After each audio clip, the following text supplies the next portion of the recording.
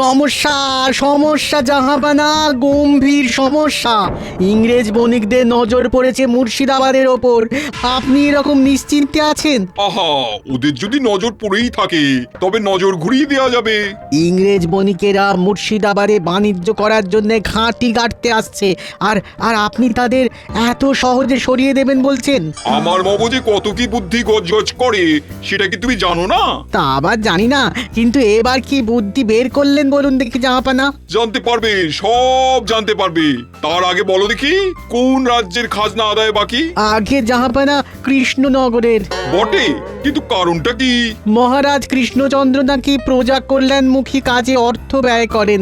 প্রজাদের ভালো করতে গিয়ে আমাদের অবস্থা একেবারে কালো করে দিচ্ছে। চিন্তা নেই, এবার এই প্রজাদের ভালো করতেই এমন দুজনকে কৃষ্ণনগরে পাঠাবো যারা ছুঁচ হয়ে ঢুকবে আর ফাল হয়ে বেরোবে। আজ যেন মনে হচ্ছে মহারাজ বেশ খানিক চাপে আছেন। থাক মন্ত্রী মশাই, এই চাপ কমানোর জন্য আপনাকে আর খাপ খুলতে হবে না, শেষে হিতে বিপরীত হয়ে যাবে। তোমরা থামবে এবার? ঠান্ডা মাথায় আমাকে একটু ভাবতে দাও দেখি। কিন্তু আপনার ভাবনার গতি প্রকৃতি তো আমরা কিছুতেই ঠাওর করতে পারছি না। কোনো বাইরের শত্রুর আক্রমণ নাকি প্রজা অসন্তোষ মহারাজ? নবাব খবর পাঠিয়েছেন দুজন ইংরেজ বণিক এই এলো বলে। আমি যে কি করি। গুড আফটারনুন মহারাজ। আমরা মুর্শিদাবাদ থেকে স্ট্রেইট আপনার কাছে চলে এলাম। দিস ইজ ফর ইউ মহারাজ। আমার জন্য প্রীতি উপহার করেছেন কি? এই না মানে এটা তো সেই একেবারে ফিরিঙ্গি দেশ থেকে। যা পাচ্ছেন নিয়ে নিন মহারাজ, পছন্দ না হলে আমি তো আছি। আমাকে না হয় পত্রপাঠ সব চালান করে দেবেন। সাথে কি বলে, চোরের মন বচকার দিকে। এনিওয়ে, আমি এবার একটা গুড নিউজ দেব সবাইকে। সবাই শুনুন, বিদেশি লগ্নিতে শিল্প গড়িয়া উঠিবে কৃষ্ণনগরে। কৃষ্ণনগরের পপুলারিটি চারিদিকে ছড়িয়ে পড়িবে। এরা আবার বলে কি? কৃষ্ণনগর বিখ্যাত হয়ে যাবে। তাহলে আর আপনাকে দেখে কে মহারাজ? তখন দেখবেন নবাবও দুবেলায় 4 বার আপনাকে সেলাম ঢুকছে।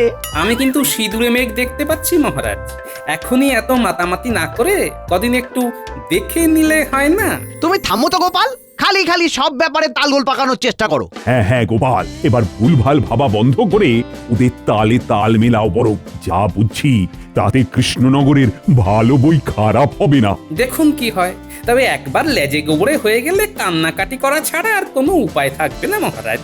থাকবে কি থাকবে না সেটা পরে বুঝবো। তবে আপাতত বিদেশি বণিকদের দেখাশোনার দায়িত্ব মন্ত্রী তোমার। আর গোপাল, তুমি বরং কদিন রাজসভায় আসা বন্ধ করে বাড়িতে ফিরে গিয়ে বিশ্রাম নাও। আমি বেশ বুঝতে পারছি তোমার এখন বিশ্রামের প্রয়োজন।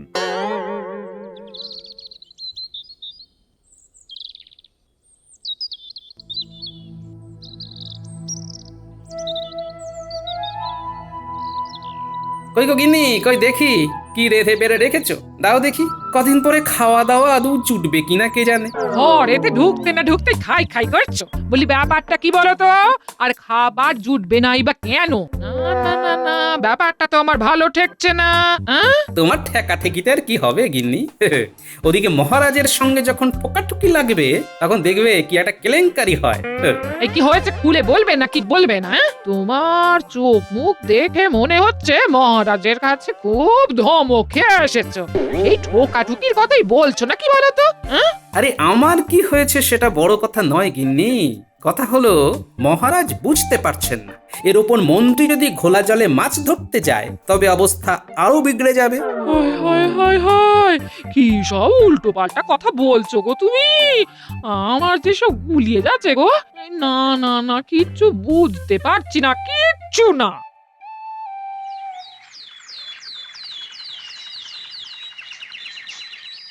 ইউ মন্ত্রী, তুমি আমাদের কৃষ্ণনগর ঘুরাইতে পারিবে? তুমি আমাদের হেল্প করিলে আমরা তোমাকে মোটা পুরস্কার দিব, মোহর দিব। এইটার এমন কি কাজ? আমি যখন আছি তখন গোটা কৃষ্ণনগর একেবারে ঘুরপাক খাইয়ে দেবো। কোনো চিন্তা করবেন না। ভেরি গুড, তুমি তো বহুত আচ্ছা আদমি আছো। তোমার মতো লোক থাকলে আমাদের কাজ করতে সুবিধা হবে। এবার তুমি আমাদের দেখাও তো কোন জমিতে 2 টাইমস মানে দুবার ফসল হয়, কোনখান থেকে ওই যোগাযোগ ব্যবস্থা ভালো আছে। দেখাবো তো, দেখাবো, সব দেখাবো। আরে আরে দেখ দেখ দেখ দেখ, সাহেব বাবুরা আমাদের গ্রামে এসেছেন। আমরা এখানে ব্যবসা করিতে চাই, কুড়ি বানাইবো, তোমাদের কাজ দিব। তোমরা আমাদের জমি দিবে আর আমরা তোমাদের মোহর দিব, ভালো ভালো খাবার দিব, জামা কাপড় দিব। বুঝাও মন্ত্রী, তুমি ওদের বুঝাও। সে কি আর ওরা বুঝতে পারছে না? সাহেবরা এখানে ব্যবসা করলে তোমরা লাভের মুখ দেখবে, এটা কি তোমাদের বুঝিয়ে দিতে হবে গো? না না না, সেটা তো আমরা ভালো মতোই বুঝতে পারছি। অল্প একটু জমি দিলেই অনেক অনেক মোহর আসবে। এই তো সাহেবরা জমি বাচ্ছে, আর তোমাদেরও ভালো দিন আসছে। বুঝাও বুঝাও, আরো ভালো করিয়া বুঝাও। তুমি ওদের বুঝাইবে আর আমরা তোমাকে উপযুক্ত ভাগ দিব। এসব কি হচ্ছে রে? মন্ত্রী মশাই তো সাহেবদের বগল দেবা করে ঘুরে বেড়াচ্ছে। শুধু ঘুরে বেড়াচ্ছে, তার সঙ্গে সঙ্গে তো জায়গা জমিও দেখাচ্ছে রে। আর যে কজন গ্রামবাসী জুটেছে তাদেরও কবজা করে ফেলেছে। চল চল, আর দেরি না করে এক্ষুনি গিয়ে দাদুকে খবরটা দি। না গিন্নি, এবার মনে হচ্ছে বসে থেকে থেকে হাড়ে দুব্বো ঘাস গজিয়ে যাবে। যেমন কর্ম তার তেমনি ফল। করো করো, আরো মহারাজের সঙ্গে কথা কাটাকাটি করো। আমি আবার কোথায় কি কাটলাম? আমি তো শুধু বিদেশি বণিকদের থেকে সাবধান করে দিচ্ছিলাম, আর তাতেই তো মহারাজ বিগড়ে গেলেন। বিদেশি বণিকরা আজ আছে কাল নেই, তাদের নিয়ে তোমারই বা এত মাথা ব্যথা কিসের শুনি? না গো দিদা, ওরা শুধু শুধু আসেনি, নিশ্চয়ই ভেতরে ভেতরে কিছু একটা করছে।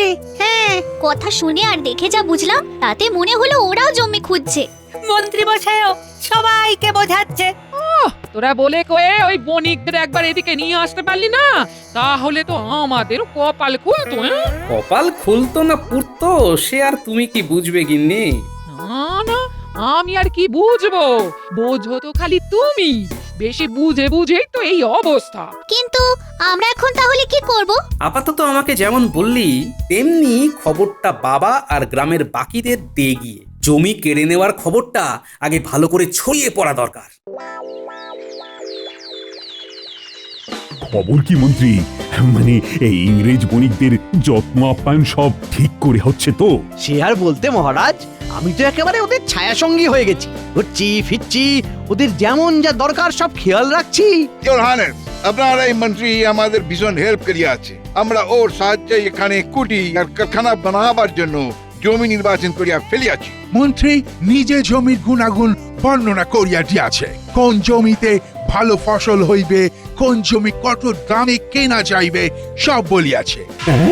এই সবও বলেছে? সে কি মন্ত্রী? হ্যাঁ মানে কেউ জানতে চাইলে আমি তো আর না বলতে পারি না, তাই আর কি। আমরা ঠিক করিয়াছি গঙ্গা নদীর দক্ষিণ দিকে 300 বিঘা জমি আমরা ক্রয় করিব।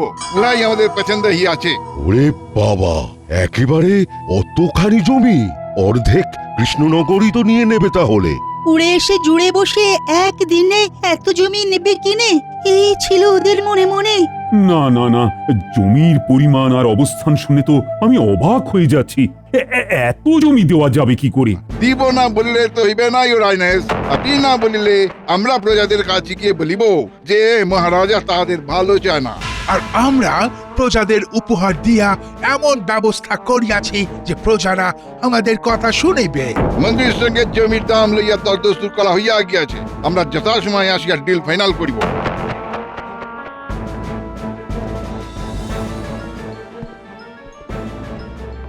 যা, ওরা তো চলে গেল, কিন্তু যা বলে গেল তাতে তো খুব একটা সুবিধে লাগলো না। আর কি করে লাগবে? কল যা খাটানোর সে তো মন্ত্রী খাটিয়ে দিয়েছে। নিজে ঘুরে ঘুরে সব ভালো ভালো জমি ওদের পছন্দ করিয়েছে। শুধু তাই নয়, সেই সব জমি সম্ভবত জলের দরে পাওয়া যাবে বলে কথাও দিয়েছেন, তাই না মন্ত্রী মশাই?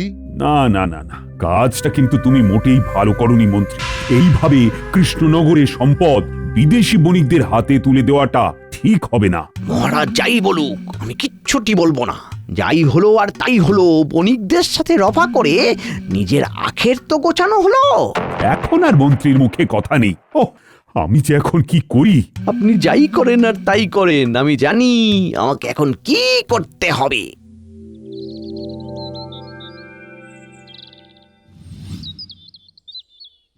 এই যে সবাই হাত গুটিয়ে থাকলে হবে না বাপ, বাঁশ গাছের শুকনো ডাল নিয়ে এসে পুরো জায়গাটা ঘিরে ফেলতে হবে। এই তো আমরা কাজে লেগে পড়েছি। একটু সময় দিন, ঠিক ঘিরে ফেলবো। তবে আমাদের যে মোহ দেবেন বলেছিলেন সেটা তো এখনো পেলাম না। আরে ওহো, সেসব কি পালিয়ে যাচ্ছে নাকি? পাবি পাবি, সব পাবি। এখন কাজের কাজটা কর দেখি। না না, আমরা আমাদের জমি ছাড়বো না, কিছুতেই না। তুমি চলে গেলে আমরা খাবো কি? ওই সব জমি ওই ইংরেজ বণিকদের হাতে তুলে দিলে আমরা তো সব পথের ভিখারি হয়ে যাব। এই জমিতে সোনা ফলে, তাই আমরা সেই সোনার ভাগ ছাড়বো না। সোজা কথায় কাজ না হলে কাজ কি করে করাতে হয় সে তো আমার ভালোই জানা আছে। এই তোরা দাঁড়িয়ে দাঁড়িয়ে দেখছিস কি? ভাগা ওদের, ভাগা। এইরকম লোক থাকলে আমাদের সমস্ত এলাকা দখলকারীতে কোনো প্রবলেম হইবে না। কেউ আমাদের কিচ্ছুটি করতে পারবে না। বণিক তারাও দেশ বাঁচাও, আমরা আমাদের জমি ছাড়বো না। এই অনাচার আমরা হতে দেব না, কিছুতেই না। না না, আমরা বিদেশি বণিকদের ভরসা করি না। এই যাও যাও যাও তো, এখানে গলাবাজি করে মাথা খারাপ করো না। ভাগো ভাগো এখান থেকে, যাও।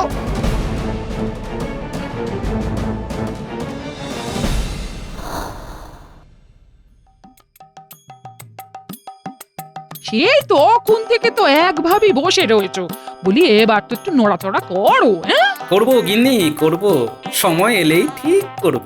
তা তোমার সেই সময় কখন আসবে শুনি? এই তো এলো বললে। আমার কিছু করার আগে গ্রামের লোকেদের নিজের সমস্যা নিজেদের বুঝতে হবে, বুঝলে গিন্নি? বুঝে গেছি গোপাল দাদা, আমাদের আর কিচ্ছু বুঝতে বাকি নেই। বিদেশি বণিকেরা ফাঁদে ফেলে আমাদের সব জমি কেড়ে নিতে চাইছে। কিন্তু আমরা আমাদের জমি একেবারে ছাড়বো না, ওদের কিছুতেই নিতে দেব না। মন্ত্রীমশাই যেভাবে দাঁড়িয়ে থেকে ভয় দেখিয়ে জায়গা ঘেরাচ্ছে, তাতে তো মনে হচ্ছে মহারাজের কাছে গেলেও কোনো লাভ হবে না। তুমি কিছু একটা ব্যবস্থা করো গোপাল দাদা, তুমিই আমাদের ভরসা। তোমরা চিন্তা করো না, দেশের মাটি মায়ের মতো, সেই মাকে ইংরেজ বণিকের হাতে তুলে দেব না।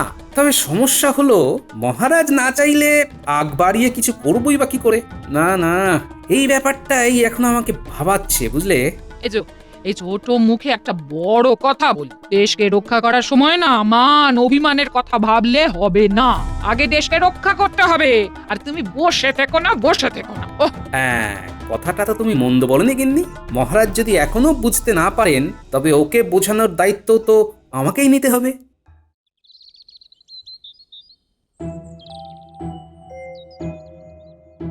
সেই তখন থেকে দেখছি আপনি আনচান আনচান করছেন, মনে হচ্ছে কিছু একটা কথা বলতে চেয়েও বলতে পারছেন না। কি হলো মহারাজ? তুমি ঠিকই ধরেছ রানী। একটা আফসোস এখন আমায় কুড়ে কুড়ে খাচ্ছে। কি আফসোস? গোপালকে রাজসভা থেকে তাড়িয়ে দিয়ে কাজটা সেদিন আমি ঠিক করিনি। গোপাল থাকলে ওই বরং ইংরেজ বণিকদের তাড়িয়ে দিত। আসলে আমি ওই বণিকদের হাবভাব দেখে এমন অভিভূত হয়ে পড়লাম তখন। আমি জানি আপনি যখন নিজের ভুল বুঝতে পেরেছেন তখন ভুলটা শুধরেও নেবেন ঠিক। তবে আমি বলি কি, এখন ভুল ঠিক ভেবে লাভ নেই, বেশি সময় নেই, গ্রামবাসীরা মুশকিলে পড়েছে। তাই ওই বণিকদের কৃষ্ণনগর ছাড়া করতে এখন বরং মিলেমিশে কাজ করতে হবে আমাদের। তুমি এসেছো গোপাল, তোমাকে দেখে আমার যে কি আনন্দ হচ্ছে, কিন্তু তার সঙ্গে মনটাও তো আনচান আনচান করছে।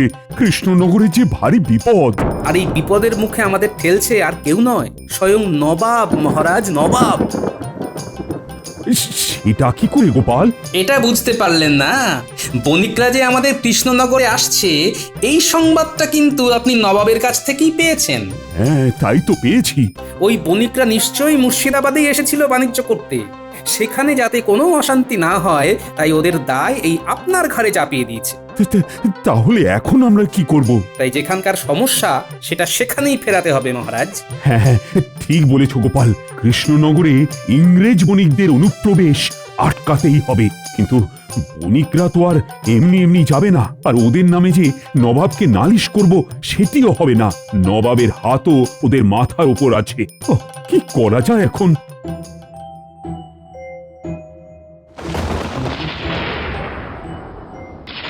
দাঁড়ান দাঁড়ান মহারাজ, আকাশের অবস্থা ভালো নয়।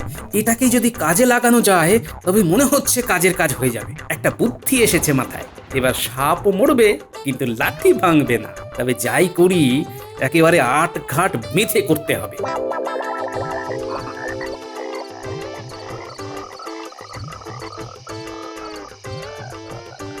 যাই দেখি ইংরেজ বণিকদের খাতির করার মতো কিছু হাতে গরম পাওয়া যায় কিনা। এই তো ভোলা ময়রার দোকান খোলাই আছে দেখছি। আরে গোপাল দাদা যে বলি, আজ হঠাৎ মিষ্টি খেতে মন হলো নাকি? না না, ঠিক খেতে নয়, বরং খাওয়াতে মন হচ্ছে। সে ভালো ভালো ভালো, শুধু খেলে হবে, খাওয়াতেও তো হবে নাকি? হ্যাঁ হ্যাঁ, ওই ইংরেজ বণিকরা তো আর বারবার কৃষ্ণনগরে আসে না, তাই তাদের ঠিক মতো খাতির করতে হবে। দেখি টাটকা কি মিষ্টি বানালে দেখি। এই গরম গরম আর নরম নরম রসগোল্লা আছে, গোটা কুড়ি ওই টপাটপ তুলে দিই তাহলে। দাও দাও দাও, দেরি করো না, তারপর যা কুচির কাজ সে তো আমি করেই ফেলবো। পুরো ব্যাপারটা এখন আমাদের হাতের মুঠোয় চলিয়া আসিয়াছে। ওই মন্ত্রকে টোপ দিয়া কাজের কাজ হইয়াছে। এইবারে ওই মহারাজের মাথায় হাত বুলাইয়া পুরা জমি দখল করিয়া লইব। স্লোলি স্লোলি এই পুরা কৃষ্ণনগর আমাদের হইয়া যাইবে। এইখানে আমরাই রাজ করিব। দাঁড়াও দাঁড়াও, তোমাদের রাজ করার আশায় আমি বাজ ফেলছি। ওই দেখো গোপাল দাদু কেমন বসে ফন্দি আঁটছে দুজনে। ওদের ওই ফন্দি যাতে কাজে না লাগে সেই জন্যই তো আমিও পাল্টা ফন্দি এঁটেছি। শোন, যেমন বলেছি তেমন করে তোরা ওই মিষ্টির হাঁড়ি নিয়ে গিয়ে ওদের দে। কিন্তু তুমিও তো আমাদের সঙ্গে থাকতে পারতে। না না, আমি মিষ্টি নিয়ে গেলে ওদের সন্দেহ হতে পারে, আমার দেওয়া মিষ্টি নাও খেতে পারে, কিন্তু তোরা নিয়ে গেলে তেমন কিচ্ছু ভাববে না। কিন্তু দাদু, তুমি হঠাৎ ওদের মিষ্টি খাওয়ানোর জন্য উঠে পড়ে লাগলে কেন বলো তো? এ কি আর যেমন তেমন মিষ্টি রে, এই মিষ্টি খেয়ে ওরা সুখের ঘুম না দিলে ওদিকে বাকি কাজ যে মাঠে মারা যাবে। এই দেখো আমরা তোমাদের জন্য কি এনেছি। আরে আরে, তোমরা কারা? কি চাই তোমাদের? আমাদের কিছু চাই না, তোমরা এই মিষ্টি খেলেই আমাদের মন ভরে যাবে। তোমরা আমাদের গ্রামে এসে এত উপকার করছো, আর আমরা একটু মিষ্টিও খাওয়াবো না, তাই কি কখনো হয়?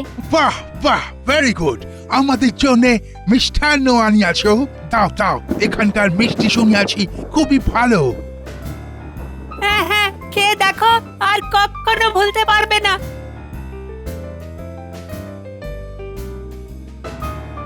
এই মিষ্টি খেয়ে এক্ষুনি ওরা ঘুমিয়ে পড়বে, আর এই ফাঁকে ওদিকের কাজটা সেরে ফেলতে হবে। ওরা জেগে থাকলে মাঠে গিয়ে কাজে বাধা দিতে পারত, এখন আর সেটি হবে না। এতক্ষণে নিশ্চয়ই আমার কথা মতো পুটির বাবা লোকজন নিয়ে কাজে লেগে পড়েছে। সবাই এক জায়গায় জড়ো না হয়ে চারিদিকে ছড়িয়ে পড়ো, সব দিকেই খুঁড়ে খুঁড়ে গর্ত করে ফেলতে হবে। কিন্তু এত খোঁড়াখুড়ি করে কি হবে গোপাল দাদা? নিজেদের জমি নিজেরাই খুঁড়ে খুঁড়ে নষ্ট করব? এমনটা না করলে যে নিজেরাই পরে গর্তে পড়বে। যাই, ওদিকটায় কি করছে সবাই দেখি। এই যে গোপাল দাদা, যেমন বলেছিলে ঠিক তেমন করে খুঁড়ে রাখছি। হ্যাঁ হ্যাঁ, ব্যাস ব্যাস ব্যাস, এরকম করে রাখলেই হবে। তবে বেশ অনেকটা জায়গা জুড়ে খুঁড়তে হবে, বুঝলে? তুমি ভেবো না গোপাল দাদা, আমরা ঠিক করে নেব। তুমি যখন আমাদের ভালোর কথা ভেবে এরকম করতে বলছো, আমরা কাজ গুছিয়ে দেব। হ্যাঁ, এটাই তো চাই। বৃষ্টি নামার আগে ঝটফট সব সেরে ফেলো। না না, তাড়াতাড়ি হাত চালাও সব। এই তো কাজ প্রায় শেষের মুখে, মোটামুটি যেমন যা গর্ত হয়েছে তাতে কাজ হয়ে যাবে তো। হ্যাঁ হ্যাঁ, তোমরা যতটা যা করার করো, বাকি কাজ প্রকৃতিই করে দেবে।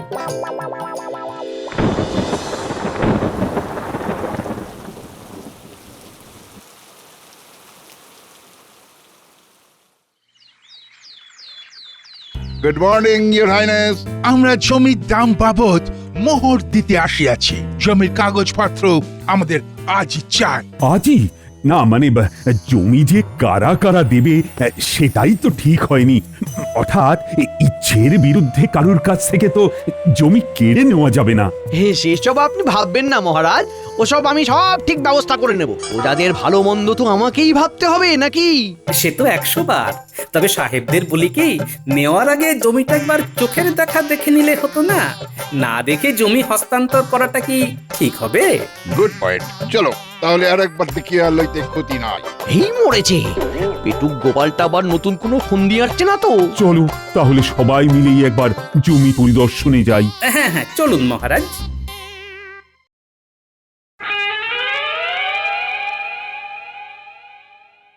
এই রে, এটা আবার কি হয়ে গেল? এমন তো ছিল না। আমরা তো এইরূপ জমি দেখি নাই। এই জমিতে কুঠি বানাইব কি করিয়া? এটা তো তেমন কিছু নয়, বৃষ্টির জল জমে এইটুকু হয়েছে, তাও তো এখনো বন্যার জল ঢোকেনি। তাহলে আর দেখতে হবে না, সব ভাসিয়ে নিয়ে চলে যাবে। সে কি, এই জমি এরূপ? তবে মন্ত্রী মশাইয়ের কাজ আছে বলতে হবে। দেখে দেখে বণিকদের এরকম নিচু একটা জমি গছিয়ে দিয়েছেন। এইটা তুমি ঠিক করিলে মন্ত্রী। দাও দাও দাও, আমরা যে অগ্রিম তোমাকে দিয়েছি উহা ফেরত দাও। তাই নাকি মন্ত্রী?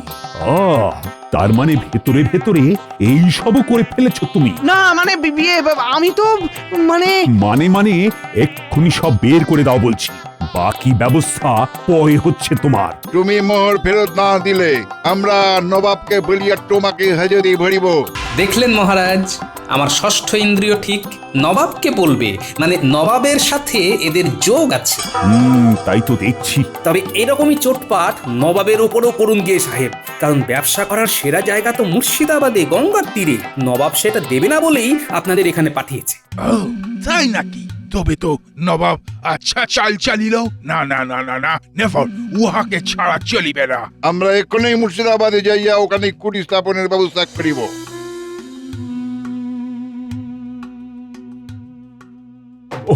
তুমি বাঁচালে গোপাল, তোমার জন্যই এই যাত্রায় কৃষ্ণনগর বিদেশি মুক্ত হলো। আর তোমাকে ভুল বোঝার জন্য আমাকে আমাকে ক্ষমা করে দাও গোপাল। ছি ছি মহারাজ, এসব আপনি কি বলছেন? দেশের জন্য সব কিছু দেওয়া যায়, কিন্তু কোনো কিছুর জন্যই দেশ বা দেশের মাটি ছাড়া যায় না মহারাজ। আমিও আমার ভুল বুঝতে পেরেছি মহারাজ, আমাকেও ক্ষমা করে দিন। গোপাল আমার চোখ খুলে দিয়েছে মহারাজ। বেশ বেশ, এসো সবাই মিলেমিশে থাকি এবার। শেষ ভালো যার, সব ভালো তার।